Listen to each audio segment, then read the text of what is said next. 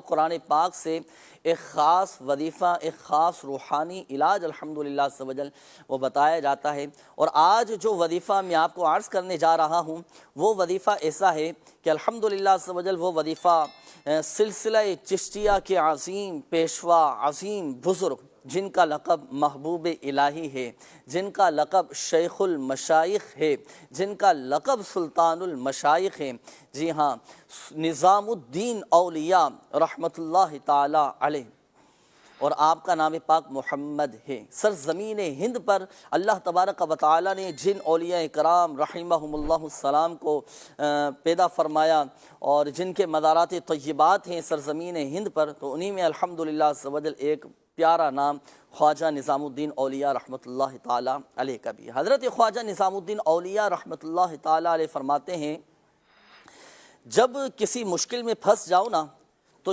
40 مرتبہ سورہ فاتحہ پڑھو۔ کس طرح پڑھو کہ بسم اللہ الرحمن الرحیم کی میم کو الحمد کے لام میں ملاؤ۔ کس طرح؟ بسم اللہ الرحمن الرحیم الحمدللہ رب العالمین، اور پھر الرحمن الرحیم کو 3 مرتبہ پڑھو، یعنی سورہ فاتحہ کی جو دوسری آیت ہے نا الرحمن الرحیم، اس کو 3 مرتبہ پڑھو، پھر سورہ فاتحہ مکمل کر کے آخر میں 3 بار آمین کہو۔ اس طرح 40 مرتبہ سورہ فاتحہ پڑھنی ہے۔ اس کی برکت سے اللہ پاک جائز مقاصد پورے فرما دے گا، آپ کی ہر مشکل دور فرما دے گا، پریشانی دور ہو جائے گی، اور جو اپنا جائز مقصد لے کر اپنی جائز حاجت دل میں رکھ کر یہ عمل کرے گا، یہ وظیفہ کرے گا اور بتائے گئے طریقہ کار کے مطابق عمل کرے گا، بفضلہ تعالی اس کے جائز مقاصد پورے ہوتے چلے جائیں گے۔ اب کس طرح پڑھنا ہے؟ بسم اللہ الرحمن الرحیم کے میم کو الحمد کے لام میں کس طرح ملانا ہے، الرحمن الرحیم کو 3 بار کس طرح پڑھنا ہے، یہ ایک بار میں مکمل پڑھ کر میں آپ کو بتاتا ہوں۔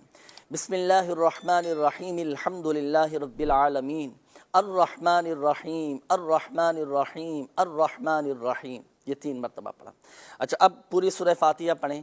مالک یوم الدین ایاک نعبد و ایاک نستعین اہدنا الصراط المستقیم صراط الذین انعمت علیہم غیر المغضوب علیہم ولا الضالین آمین آمین آمین۔